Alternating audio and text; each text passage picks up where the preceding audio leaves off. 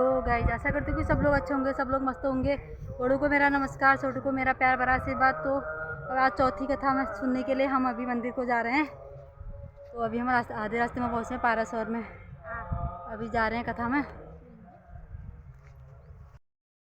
पति का धर्म, पत्नी का धर्म, भ्राता का धर्म, माता पिता का धर्म, मित्र का धर्म, ये सब हमें इस मर्यादा पुरुषोत्तम भगवान श्री रामचंद्र जी के चरित्र में सुनने को मिलते हैं और सीखने को मिलते हैं।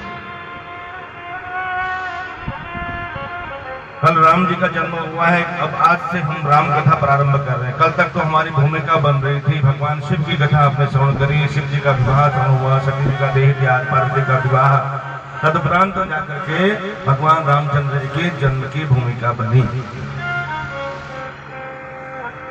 याज्ञवल्क्य मुनि महाराज भरद्वाज ऋषि से कहते हैं कि हे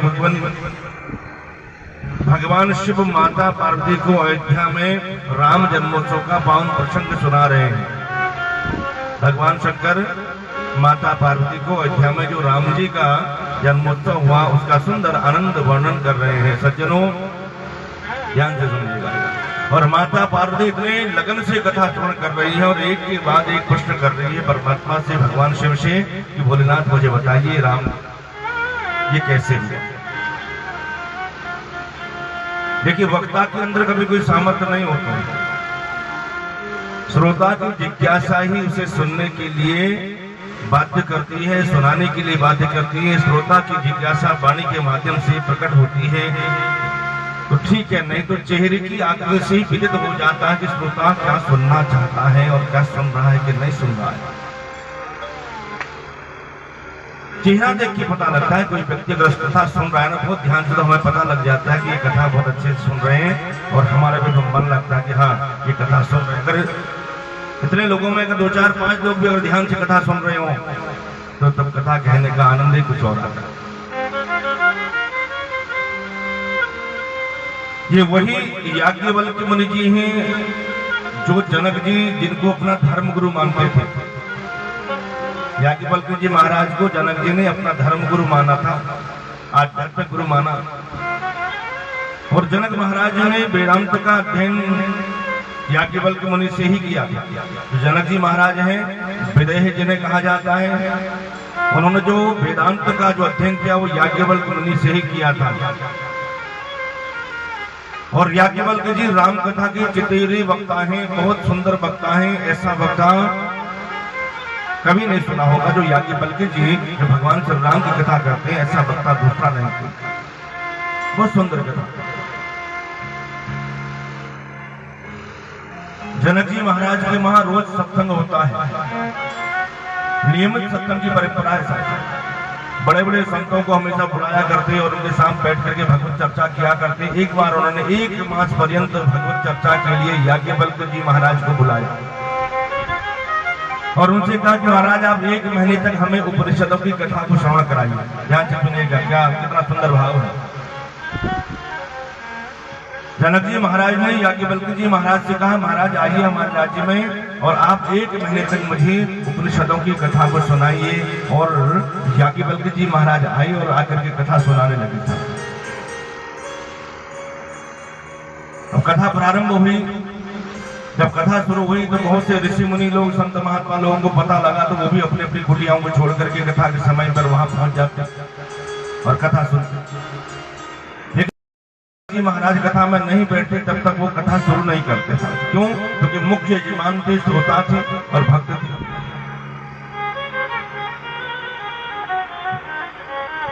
सब ऋषियों ने मन में बड़ा कष्ट, ऋषियों के मन में कष्ट हुआ, संतों के मन में कि हमारी तो कोई इज्जत नहीं साथ, हम 1 घंटे से अभी तक कथा शुरू नहीं हुई, जब जनक जी महाराज आएंगे तब कथा शुरू होगी।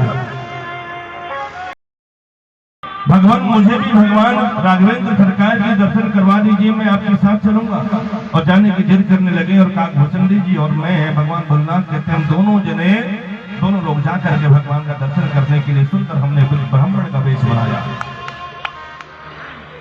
हमने ब्राह्मण का वेश बनाया, ज्योतिषी का वेश बनाया।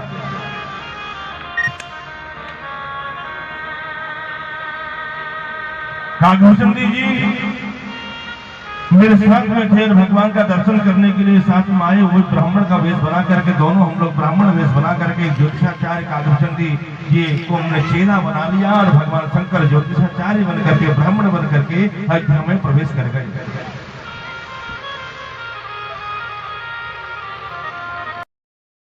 और आनंद से उस राजा दशरथ के महल में प्रवेश करने लगे। आज अयोध्या की गलियों में नाचे जोगी मतवाला, आज अयोध्या की गलियों में नाचे जोगी मतवाला, निरंजन खड़ा पुकारे देखूंगा दशरथ लाला, अलग निरंजन खड़ा पुकारे देखूंगा नंद का लाला। आज अयोध्या की गलियों में नाचे जोगी मतवाला, आज अयोध्या की गलियों में नाचे जोगी मतवाला,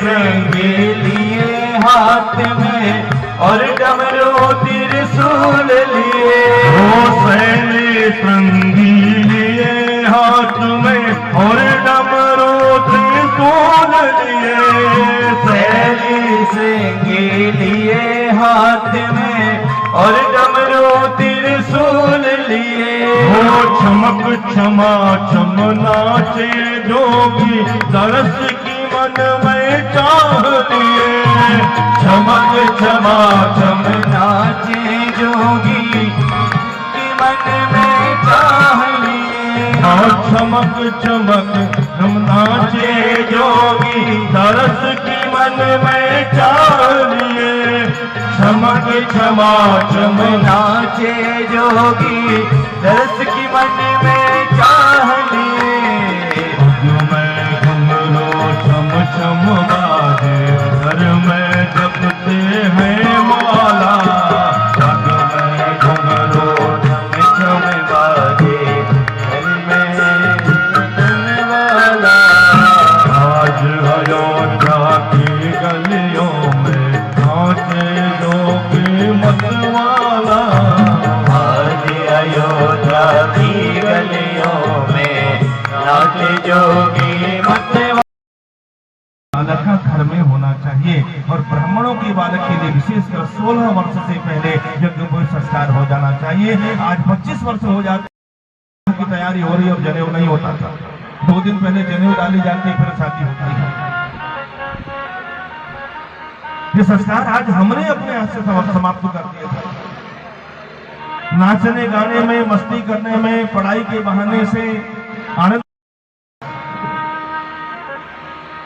और एक विवाह संस्कार बचा है जिसे हम लोग बड़े धूमधाम से करते हैं, लेकिन उसमें भी हमने मंत्रों की कोई इज्जत नहीं है, मंत्रों का कोई प्रयोग नहीं है, बस मात्र डीजे और डांस, उसमें हमने विवाह को समाप्त कर दिया। मात्र जयमाला करके और घुमाया। पंडित जी से कहा, पंडित जी जल्दी कर दो फेरे, फटाफट जाना है।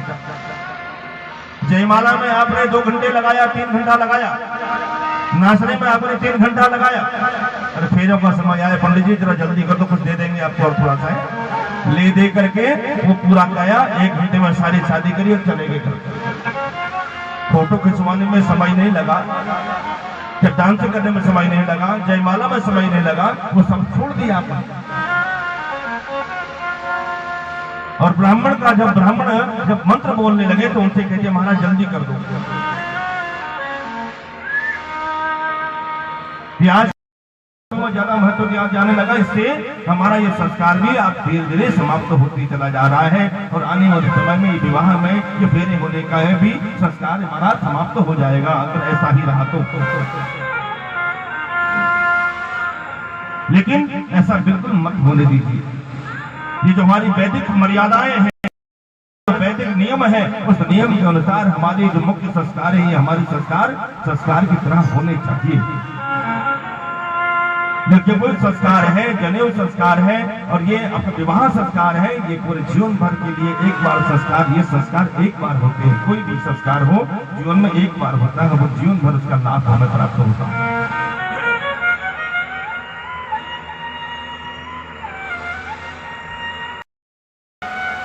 आज विवाह हुआ और कल तलाक हो जाता है, फिर दूसरा ढूंढा जाता है। शादी का मतलब क्या होता था? पूर्व जन्म में हमारे संस्कार ऐसे थे, पहले के संस्कार ऐसे थे कि शादी 7 जन्मों का बंधन माना जाता था। एक बार विवाह जहाँ हो गया तो उसको हम चाहे जैसा भी है उसको पूरे जीवन भर निभाते थे, मानते थे। ये तलाक शब्द तो हमारे शास्त्र में है ही नहीं, इसका कोई विधान नहीं है, लेकिन बना दिया।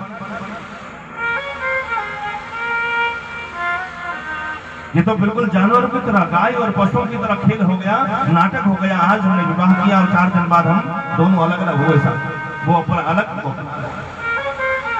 ये संस्कार हमारे समाप्त होते जा रहे हैं। इसीलिए कथाओं के माध्यम से, सत्कर्म के माध्यम से, प्रवचन संत महात्माओं के माध्यम से ये जो प्रचार हो रहा है कि अपने धर्म को वापस लाओ, सनातन की रक्षा करो। अरे सनातन की रक्षा कब होगी? जब हम अपने संस्कारों को, अपनी संस्कृति को जीवित रखेंगे, तब जाके हमारा सनातन जीवित रहेगा, तब जाकर के हमारे सनातन की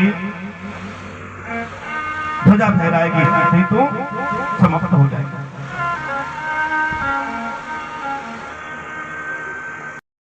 के अनुसार जो संबंध मजबूत होते हैं, श्रेष्ठ और आदर्श बनते हैं। दशरथ जी महाराज ने अपने गुरु वशिष्ठ जी कहा, महाराज ये बताइए, मेरे घर में 4 पुत्र हैं, 1 महीने के हो गए, लेकिन अभी तक इनका नामकरण संस्कार नहीं हुआ है।